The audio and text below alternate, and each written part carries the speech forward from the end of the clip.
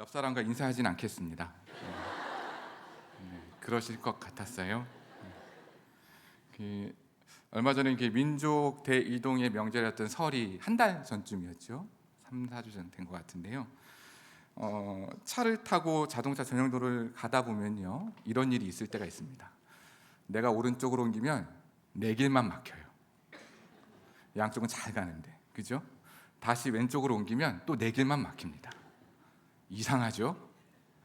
그럴 만한 이유가 있습니다. 뚜렷한 이유 없이 차가 막히지 않는 구간에서 교통 정체가 가끔 있게 되는데요. 이렇게 발생하는 교통 체증을 유령 정체라고 합니다.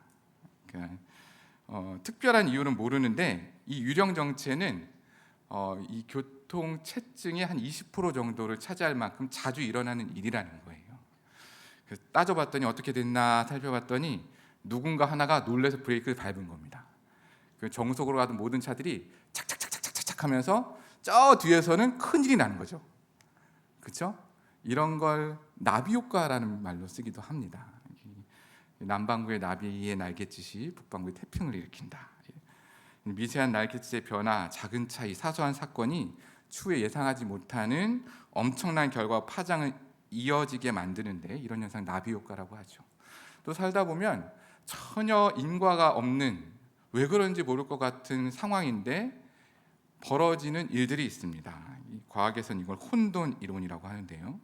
미세한 차이에서 결과가 완전히 달라지고, 또 중요한 건 이거 사회 질서에 적용했는데 무질서에게 보이는 혼돈 상태에서도 논리적인 법칙이 존재한다는 이론이 혼돈 법칙, 카오스 이론이라고 합니다. 그러니까 우리에게 일어나는 많은 일들은 반드시 그럴 만한 이유가 있다, 이렇게 여기시면 되는 겁니다. 비록 내 눈엔 보이지 않더라도 그럴 만한 이유가 있습니다. 여기 자리에 다 앉아 계시잖아요. 예배에 나오셨죠? 그럴 만한 이유가 있어서 여기 앉아 계신 거잖아요. 그렇죠? 그래서 오늘 그럴 만한 이유가 있다라는 제목으로 함께 말씀을 좀 나누려고 하는데요.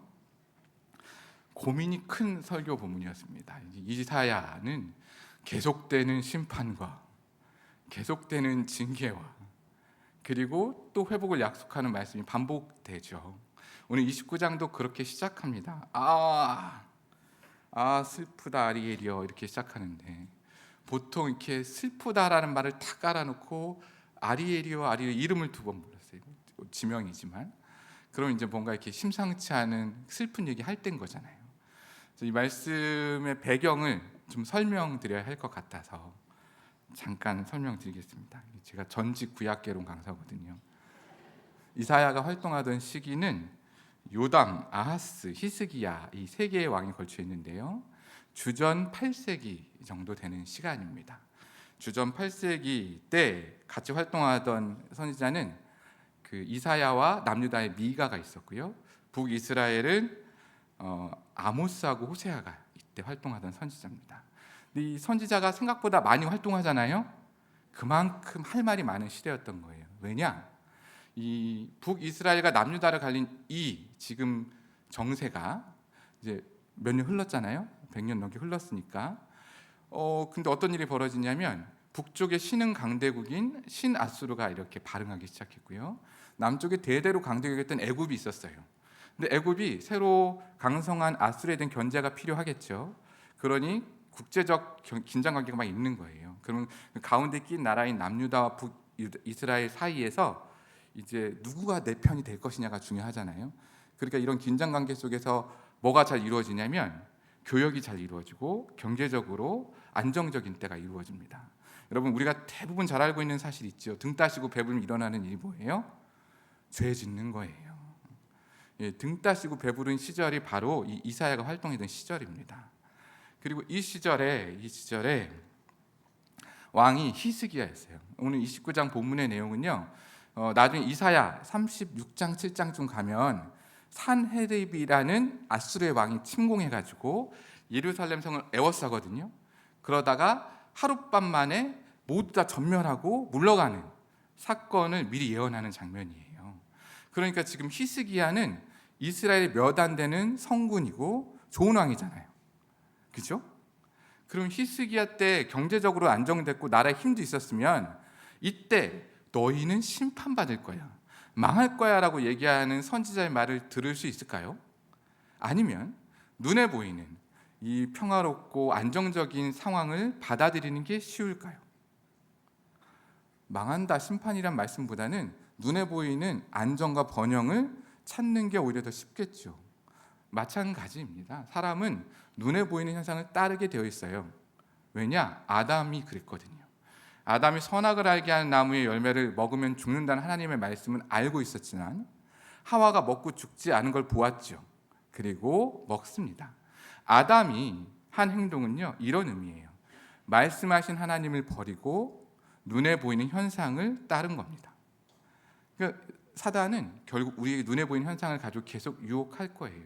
오늘 이사야는 너희가 지금 이렇게 될 거야 라고 얘기하고 있는 겁니다. 어떻게 될 거냐? 망하게 될 거고 너희가 될 거다. 1, 2, 3절 말씀 좀 함께 보겠는데요.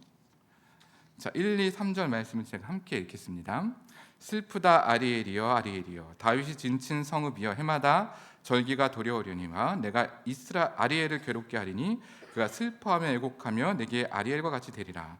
내가 너를 사면으로 둘러 진을 치며 너를 애워 대를 쌓아 너를 치리니. 자, 이 아리엘이란 표현이 처음 나오고 잘 모르시겠죠? 왜 생겼는지 잘 모릅니다. 해석만 따지면 엘이라는 건 하나님이니까 아리엘은 하나님의 사자 또는 하나님의 제단으로 해석되어지는데요. 뒤에 다윗의 진친 성읍이여라는 얘기 때문에 이 아리엘을 예루살렘으로 해석하는 게 지배적인 견해입니다. 그러니까 지금 예루살렘에 대한 또 다른 명칭이 아리엘이에요. 근데 왜 주에 사단이나 제단이라는 이름을 쓰냐? 이 사무엘 하 7장으로 기억나는데요.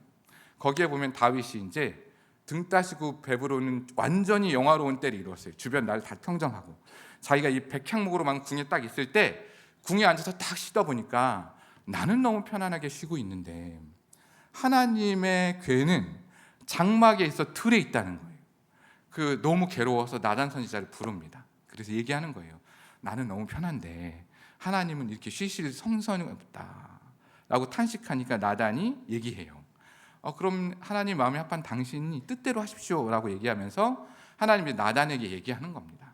다윗이 나를 위해 성을 짓겠다고 내가 언제나 너희와 함께 있었고 어디를 옮겨든 너희와 함께 갔는데 내가 언제 성을 달라고 내가 언제 성전을 달라고 한 적이 있냐.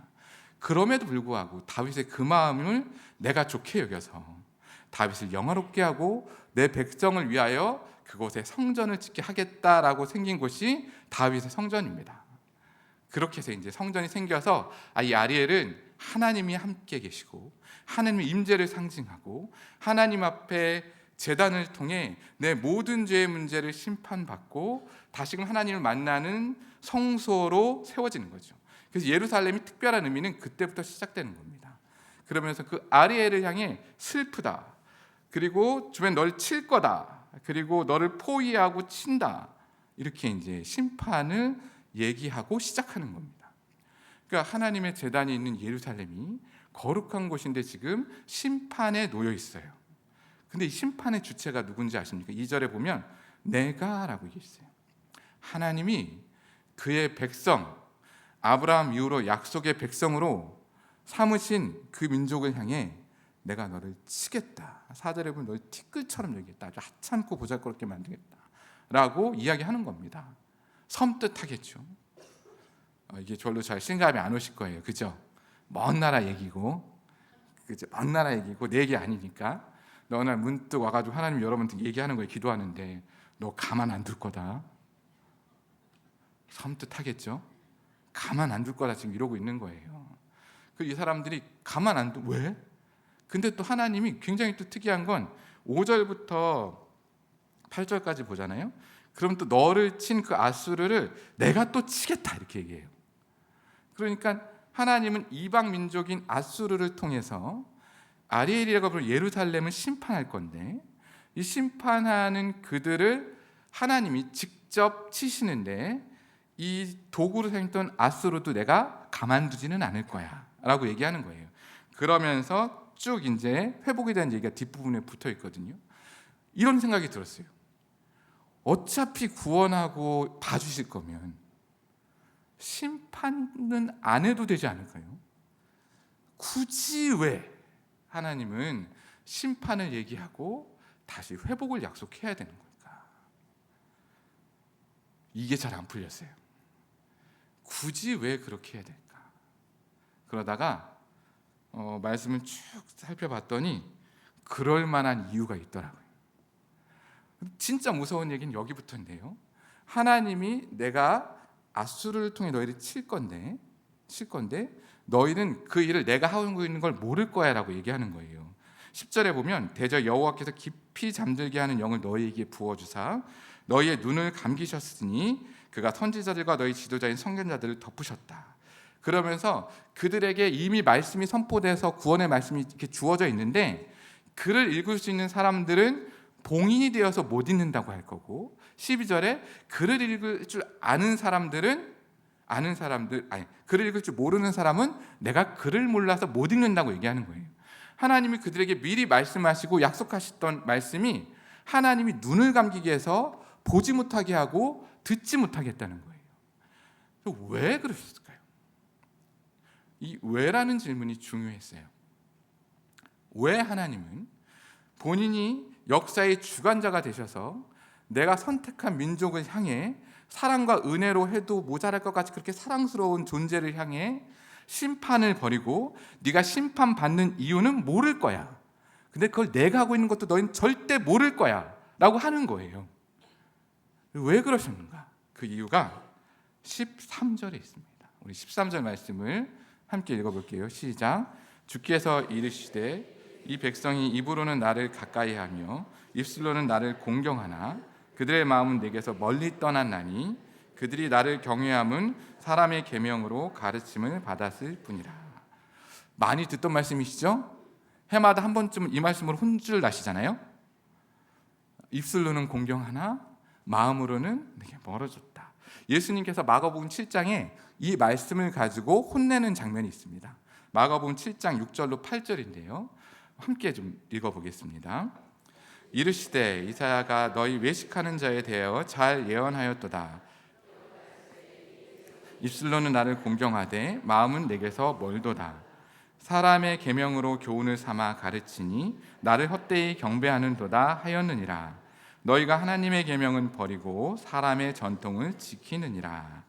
자, 이제 예수님께서 이사야가 입술로는 공경하고 마음으로 멀어진 사람을 뭐라고 정의하셨냐면 외식하는 자라고 얘기하셨어요. 외식하는 자의 헬라어 표현은 휘포크리티아라는 말인데요. 당시 로마에서는 가면을 쓰고 무대에서 연기하는 사람을 이렇게 불렀다는 겁니다. 그러니까 너희가 지금 가면을 쓰고 나한테 나와서 하나님 너무 멋있어요 찬양하고 공경하는데 마음은 가면 뒤에 내 진심은 하나님을 떠나 있다라는 거예요. 하나님이 왜 심판을 하고 이방인을 통해서 그들을 징계하고 그리고 다시 그들이 징계당하는 사실조차 눈을 감겨 볼 수밖에 없는 이유는 마음으로는 하나님을 떠나 있기 때문이에요.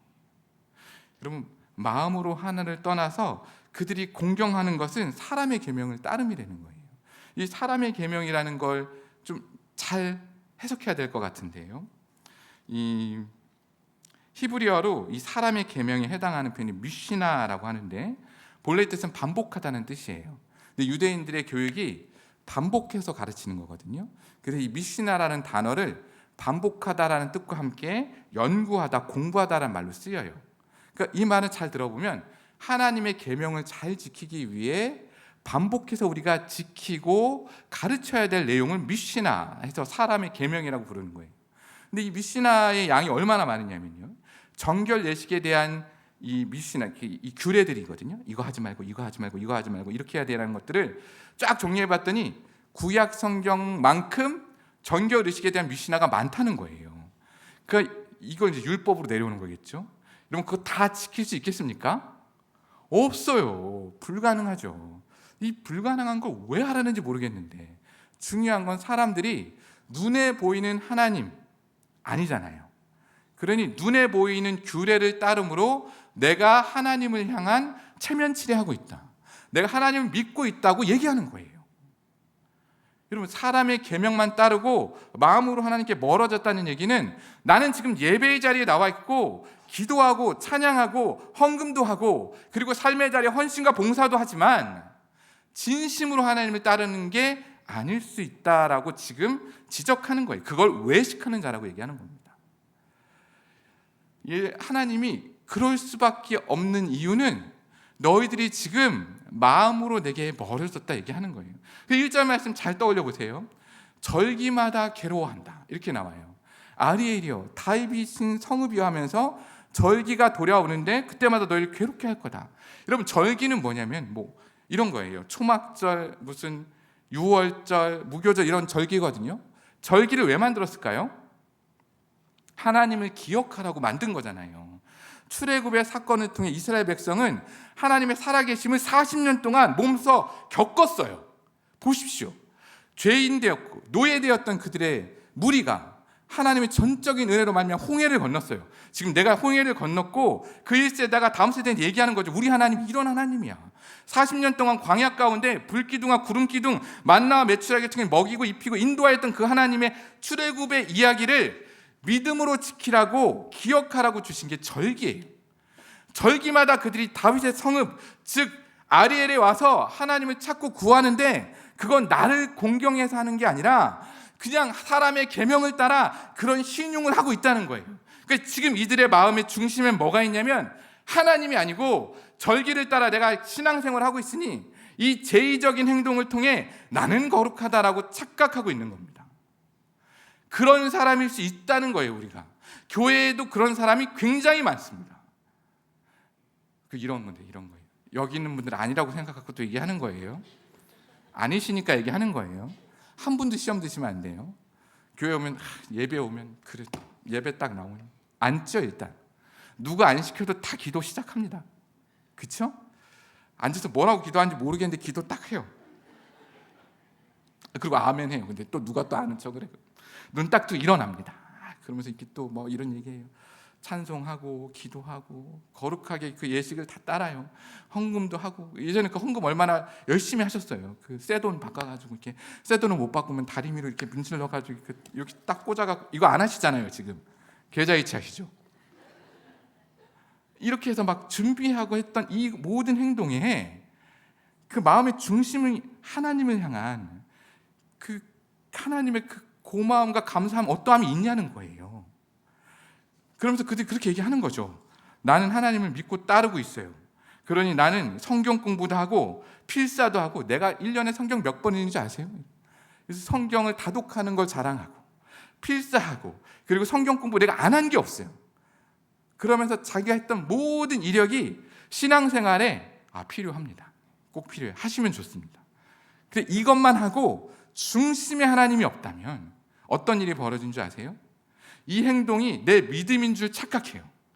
이런 종교 의식이 내 믿음의 전부인 양 오해해요.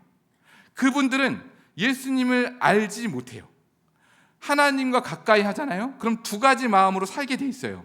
자기를 부인하고 자기를 희생하고. 자기를 부인하고 자기 희생하는 사람 예수님을 따라 사는 삶이죠. 하나님이 약속하시고 성취를 예수님 이루셨고 그 예수님 믿음으로 고백한 우리가 이제 내 안에 주님을 모셔드렸으니까 주님과 같이 사는데 어떻게 자기를 부인하고 자기 십자가를 지는 예수님의 말을 거절해요. 그런 삶의 자리에 내가 했던 걸 자랑하는 게 아니에요. 구원은 은혜로 이루어진 거니까. 그러니까 늘 나보다 남을 낮게 여겨야 돼요. 그 내 안에 있는 어떠한 것들도 기꺼이 희생할 수 있는 삶의 자세를 갖게 돼 있어요. 그러니 자랑할 게 없는 거죠. 근데 난 지금 자랑하고 있다.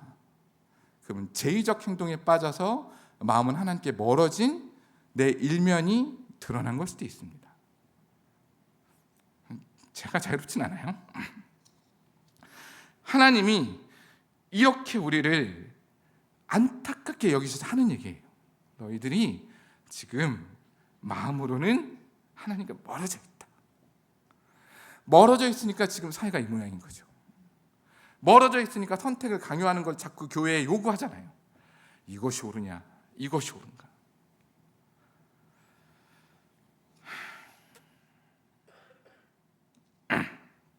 죄송합니다. 이스라엘 지금 상황을 자꾸 놓치고 있어서 하나 다시 얘기할게요. 지금 이들은 아수르라는 강대국에 의해서 2번의 치욕을 당했습니다. 그리고 이제 이들이 아수르가 침공해 올 것을 대비해서 염려하기 시작했어요. 두렵잖아요. 자기는 애굽을 통해서 아수르를 견제하고 싶은데, 이 당시 히스기야를 포함해 있는 이스라엘 지도자들이 한 일이에요. 그런데 그들이 아수르가 공격해 올 것에 대한 두려움에 쌓여 있어요. 이 두려움에 쌓여 있으니 이걸 어떻게 해결해야겠어요? 정치 외교를 통해 하는 거예요. 애굽을 이용해서 견제하고 싶은 거예요. 그래서 뒤에 어떤 얘기가 나오냐면, 어디지? 14절이죠. 죄송합니다. 14절 15절인데요. 그러므로 내가 이 백성 중에 기이한 일, 곧 기이하고 가장 기이한 일을 다시 행하리니 그들 중에 지혜자의 지혜가 없고 명철자의 총명이 가려지리라. 자기의 계획을 여호와께 깊이 숨기려 하는 자들은 화 있을진저 그들의 일을 어두운 데서 행하기를 이르기를 누가 우리를 보랴 누가 우리를 알려 하니. 뒤에 나오면서 토기장에도 나오잖아요. 피조물이 자기한테 일어나서 나를 만든 창조주가 능력이 없어, 뭘 잘 몰라, 이렇게 얘기한다는 거예요. 이 말씀이 얼마나 무섭냐면요, 잘 들어보세요. 그러므로라는 단어가 오늘 본문에 2번 나오거든요. 그러므로는 인과관계를 나타내는 접속어예요. 여러분이 이 그러므로라는 단어를 읽을 때 앞과 뒤를 살펴야 되는 게 여기 있는데요. 그러므로 앞에 있는 내용이 그러므로 뒤에 나오는 문장의 원인이에요. 그러니까 그러므로 앞에는 원인, 그러므로 뒤엔 결과예요. 지금 그들이 지혜도 없고 총명도 사라지게 된 이유는 하나님을 입술로만 공경하고 마음으로 멀어졌기 때문이에요. 사람의 계명을 따르기 때문에 그들이 이제 지혜도 없고 총명도 없어요. 그래서 15절에 자기의 계획을 여호와께 숨긴다, 이렇게 나와요. 여러분, 잠언 16장 9절에는 사람이 마음으로 자기 길을 계획할지라도 인도하시는 분 누구라고 했죠? 하나님, 여호와 하나님이라고 했잖아요. 그런데 그 말씀과 완전히 반대되는 얘기를 당연하게 하는 겁니다. 자기의 계획을 하나님께 숨기려 하는 자들. 이스라엘 백성이 왜 이렇게 됐어요? 하나님을 떠났어요. 예배에 실패했어요. 중심에 하나님을 모시지 않았어요. 그러니까 그들에게는 하나님이 없어요. 그러니 자기가 죄인인 줄도 모르고, 자기가 지혜가 없는 줄도 모르고, 자기가 명철함이 없는 줄도 모르고 그 계획을 따라서 산다는 거예요. 어두운 데서 행하면서 이러는 거예요. 누가 우리를 보랴, 누가 우리를 알랴. 이것만큼 어리석은 자가 없겠죠. 여러분, 하나님을 떠난 자, 예배에 실패한 사람들의 삶의 모습이 누가 나를 알겠냐라고 한다는 거예요. 그 무서운 결과를 통해 그들은 심판에 이르게 된 것이죠. 여러분, 예배에 실패하고 하나님과 멀어졌으니 하나님 없는 세계에서 갖고 있죠. 사탄이 우리에게 미혹하는 2가지 방법이 있대요. 하나는 욕망이고요, 또 다른 하나는 두려움입니다. 지금 이 이스라엘 민족은요, 지금 욕망 때문에 등 따시고 배부른 것들을 채우니까 이쯤 되면 이 정도는 누리고 살아야지 하는 그 마음도 있고요, 또 이 누리고 욕망 가운데 채워진 삶을 빼앗을 것 같은 아수르의 위협 앞에 두려움을 느끼고 있는 거예요.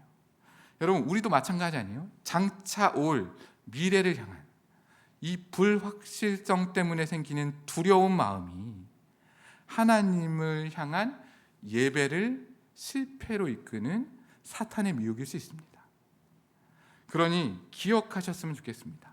디모데후서 1장 7절 말씀인데요.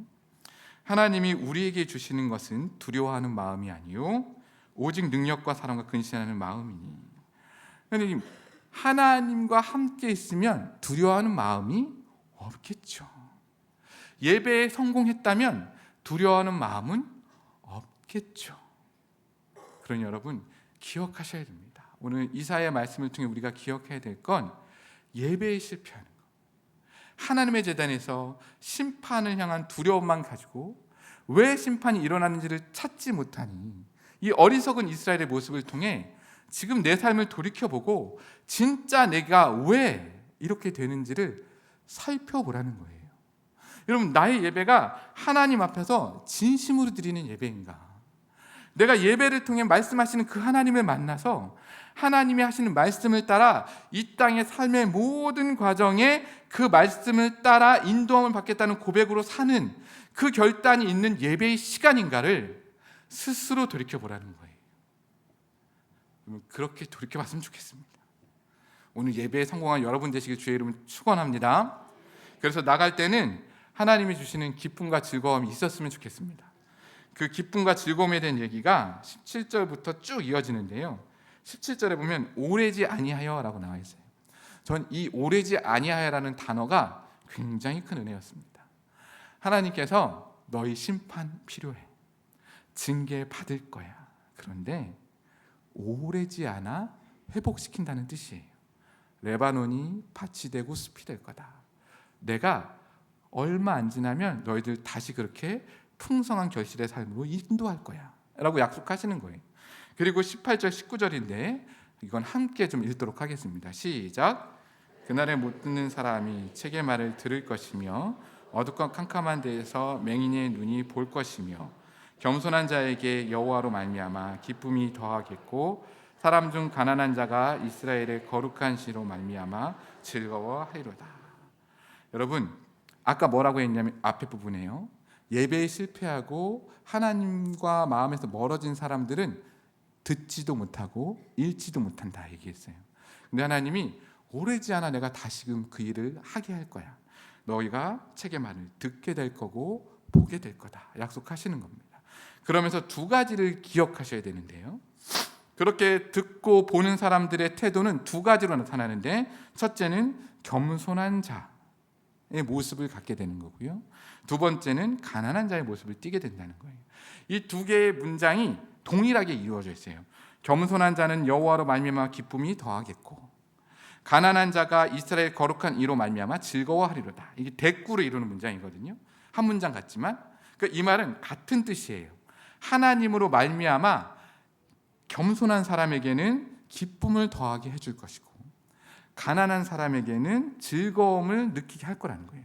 여기서 겸손하고 가난하다는 건 이렇게 해석하면 좋을 것 같아요. 나는 연약하고 부족한 존재임을 인정하고 하나님을 의지하는 사람을 겸손한 자라고 합니다. 예수님 심령이 가난한 자 얘기하셨죠. 하나님의 말씀을 찾고 구하는 사람을 가난한 자라고 얘기하는 거예요. 우리가 해야 될 삶의 모습은 뭐예요?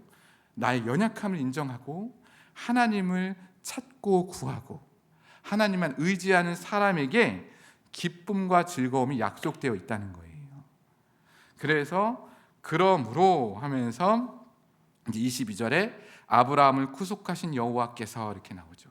여러분 지금 하나님이 약속을 하셨어요. 그러면서 너희가 이제 그 약속의 결과를 누리는 삶의 모습이 22절 이후로 쭉 나오거든요. 그래서 마음이 혼미하되 다시 총명도 찾고 교훈을 받게 된 건데 이 표현이 있죠. 아브라함을 구속하신 여호와께서. 여러분 하나님 이 모든 일을 하신 결정적 이유는 아브라함에 계신 약속을 기억하셨기 때문이에요. 여기에 이스라엘 백성들이 한 일은 아무것도 없습니다. 하나님이 심판하셨고 한 일이라고는 하나님 떠난 것밖에 없죠. 근데 그들에게 다시 얘기하는 거예요. 나를 찾고 구하는 겸손한 자가 되어라. 내 말씀을 향해 가난한 심령을 가지고 나의 말씀을 찾고 구하는 자가 되어라. 그러면 그 약속의 말씀대로 너희의 삶이 누리는 삶으로 사라지게 될 거라는 것을 약속하신 겁니다. 이 선포가 지금 오늘 말씀의 핵심이에요. 여러분 이제 설교를 좀 정리하려고 합니다. 아브라함을 구속하신 하나님께서 우리를 구원하시기로 이미 약속하셨고 예수님을 통해 그 구원을 성취하셨고 우리는 그것을 믿음으로 고백함으로 구원을 얻었습니다. 맞습니까? 그리고 그 하나님은 오늘도 지금도 앞으로도 내 삶을 계속해서 인도하시고 함께 하시는 선하고 인자하신 하나님을 믿습니다. 그럼 우리 안에 일어난 일들의 중심에는 그리고 이 나라, 내가 속한 이 민족 그리고 이 세계에 흐르는 역사의 흐름의 중심에는 하나님이 계심을 믿어야 됩니다. 근데 우리가 왜 두려워하고 왜 욕망 가운데 사단에게 넘어지느냐? 그것은 내 안에 있는 결핍 때문이에요. 뭔가 채워지지 않는 결핍이 하나님과 나와 관계를 멀어지게 하고 사람과 사람 사이의 관계를 불편하게 만들고 사회와 나의 관계를 어렵게 하게 됩니다. 그러니까 결핍은 내 안에 채워지지 못한 영역에 대한 불안과 욕망 때문에 이미 하나님이 내게 주신 채워짐의 은혜를 보지 못하게 하는 거예요. 그러니까 내가 왜 이런 일을 당해야 될까? 어떤 사람은 자녀의 문제일 수 있고요. 어떤 사람은 건강의 문제일 수도 있습니다. 어떤 사람은 내가 하는 일에 대한 문제일 수도 있죠. 우리는 다양한 관계 속에서 늘 선택을 강요받고 있거든요. 그런데 내 선택이 하나님 안에서 이루어지지 않아. 그랬으면 좋겠는데 이 선택의 결과는 나 때문이야가 아니라 하나님을 통해서 누리는 기쁨을 가져오는 선택이어야 하는데 놓칠 수 있잖아요. 그리고 그런 관계들의 어려움과 결핍이 있을 수 있지요. 완벽할 수 없기 때문에 우리는 늘 그렇게 느낄 겁니다. 여러분, 그때 하나님이 하고 계시다, 선하게 인도하고 계시다는 것을 믿음으로 고백했으면 좋겠습니다. 제가 지난주에 한 집사님을 뵙고 왔어요. 지리산에서. 조금 시간이 가는데 이분 얘기를 해드리면서 이 말씀을 좀 정리하면 좋을 것 같은데 괜찮으시죠? 네, 한번 잘 들어볼게요. 모르시는 분들이니까. 제가 목사가 돼서 처음 장례를 했던 형제의 어머니입니다. 형제의 어머니가 마음이 좀 그렇죠. 왜 지리산에 가게 되셨냐면 남편이 병을 얻었어요. 그래서 이 남편의 요양할 겸 하다가 돌아다니다가 공기가 좋은 지리산 산기슭에 집을 하나 마련했고요. 한 20가정에서 30가정 정도 되는 부락에 이렇게 집을 하나 마련했어요.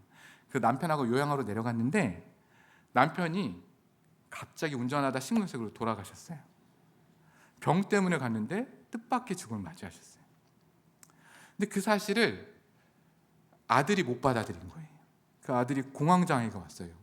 이 아들은 명문대를 나와서 좋은 공기업에 다니고 있는 연구원인데 공황장애를 치료해야 되잖아요. 이분에서 자기도 너무 힘들고 어려운데 이 아들을 살려야 했던 마음에 이 시부모님과 함께 살면서 이 아들을 극진하게 치료했어요. 근데 이 아들이 너무 실망이 크잖아요.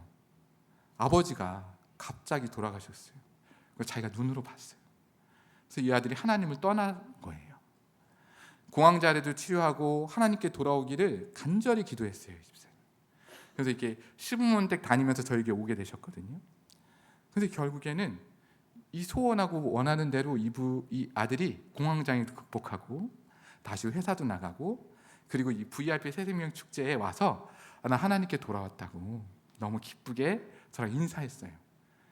네, 인사했어요. 저도 이제 좋은 자매 소개도 시켜줬고 너무 이제 좋은 날만 있을 줄 알았어요. 근데 그 형제가 그렇게 얘기한 그 주 금요일에 뇌출혈이 와서 얼마 되지 않아 또 하나님의 부르심을 받게 됐어요. 이 집사님 심정이 어떨까요? 기가 막히겠죠. 전 태어나서 이렇게 어려운 장례를, 그것도 처음인데 정말 할 말이 없었어요. 이분이 그 병원에서 이제 뇌사 상태에 있는 아들을 바라보면서 얼마나 막 하겠어요. 태어나서 그렇게 열심히 기도해 본 적도 없어요, 저도. 근데 결국에 이제 잘 정리했죠. 근데 이분이 이제 움찔움찔 하잖아요. 그래서 이 지리산에 마련했던 거처로 1년간 좀 내려가 있겠다고 이제 여기 집을 서울에 좀 정리하고 내려가셨어요.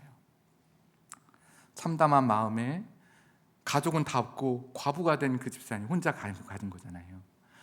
근데 그 동네가 화전민 마을이에요. 옛날 지리산 빨치산 사건 있었을 때 낮에는 근인이 와서 죽이고 밤에는 빨치산이 와서 죽이고 마을에 상처가 많은 마을이니까 이 사람들이 외지인에 대한 경계가 엄청 심했다는 거예요. 그래서 자기도 힘들 거 아니에요. 근데 이렇게 오래 지나다 보니까 나랑 이 사람들이 다르지 않다라는 걸 좀 알게 되셨대요. 좀 시간이 지났어요. 그러니까 자기를 경계하는 사람들 때문에 같이 이루지도 못하고 그리고 또 자기도 또 불편하니까 안 가게 되고. 그래서 어느 날 문득 이 사람들은 되게 무식하고 고집도 세고 그다음 막 배척하니까 얼마나 미워요. 근데 그 생각이 들 때 나는 서울에 집이 압구정이셨거든요. 어릴 때 과수원 집 딸이셨는데 부자였을 거 아니에요. 그러니까 대학도 나오고 좋은 환경에서 살았으니까 조금 이제 지식도 있고 교양도 있는 사람인데 이분들은 여기 살아서 그걸 못 누린 것 뿐이지 나랑 다를 게 없다라는 게 받아들여졌대요. 그러면서 하나님이 이들을 향한 궁일한 마음을 주셨다는 거예요. 그래서 이분들 한 분 한 분을 잘 섬겼대요. 그러니까 이렇게 자기가 운전해서 뭐 이렇게 동사무소 같은 데 오셔서 행정 처리도 해주고, 좀 지능이 모자란 형제 같은 경우는 막 도와주고 뭐 나누고 베푸는 일을 막 했는데 사람들이 저 사울꺽장이가 무슨 꿍꿍이가 있을 거야 라고 생각해가지고 자꾸 배척하더래요. 근데 그렇게 한 해가 두 해고 두 해가 지났어요. 그렇게 몇 해 그렇게 같은 자세로 하니까 지금은 어떤 분이 되셨냐면 그 동네 부녀회장이 되셨어요. 근데 제가 이분 말씀 왜 드리냐면 이제 교제하는데 그런 얘기를 하시는 거예요. 내가 너무 많이 잃었잖아요. 인생의 전부인 것 같은 남편과 아들을 잃었잖아요. 아무것도 없이 내려왔어요. 근데 내가 가진 것 때문에 주변 사람들 날 이용하고 싶어 해요. 여유가 있으시거든요. 그런 사람들을 피해서 이곳에 내려왔는데 이분들을 향해서 내가 이렇게 주님이 주신 마음이라고 생각했어요. 이분은 선교사로 살고 계시더라고요. 매일 그들을 찾아가 돌보고 살피고 그리고 자기가 가진 거를 기꺼이 나눠주고, 그래서 저한테 그러신 거예요. 저 이제 잘 살고 있어요. 걱정하지 않으셔야 돼요, 목사님 하면서. 그래도 제가 지금 얘기하면 50명 정도 온다는 거예요. 저보다 훨씬 잘 살잖아요. 그래서 제가 그랬어요. 아유, 지금 권사님이신데 권사님 너무 귀한 나눔 감사합니다. 그래서 그냥 늘 염려만 했던 권사님인데 제가 위로받고 온다고 그 삶의 모습을 도전을 받았어요. 근데 그분의 고민은 이제 예수를 안 믿는 그 마을 사람들에게 어떻게 예수를 전할까예요. 하실 겁니다. 그렇게 살고 있으면 반드시 전해질 거라고 믿어요. 여러분, 우리가 할 수 있는 그 근원에 그분의 마지막 고백은 그들을 사랑하게 되었다. 제가 이스라엘 백성들의 하나님 마음에서 떠난 그들이 하나님의 약속을 기억해서 회복하는 얘기를 말씀드렸어요. 전 이 말씀의 마지막을 이렇게 정리하고 싶어요. 이 모든 일은 하나님을 떠난 그들을 향한 하나님의 진노와 심판이 아니라 전적인 하나님의 사랑의 표현이었다. 이 설교하다가 우연히 보게 된 건데요. 한 목사님이 이렇게 얘기하시더라고요. 심판이 있어야 구원이 있고 구원이 있기 위해 심판이 필요하다. 이스라엘의 잘못된 방향으로 그냥 볼 수 없었던 아버지 하나님의 어쩔 수 없는 그 선택의 징계가 궁극에는 영혼을 살리는 구원을 위한 하나님의 사랑이었다는 거예요. 여러분, 저는 여러분이 이 말씀을 통해 그 하나님의 사랑이 믿어졌으면 좋겠습니다. 그리고 그 사랑의 표현을 함께 고백했으면 좋겠어요. 로마서 8장 37절부터 39절인데요. 이 말씀 함께 읽고 찬양하겠습니다. 시작. 그러나 이 모든 일에 우리를 사랑하시는 이로 말미암아 우리가 넉넉히 이기느니라.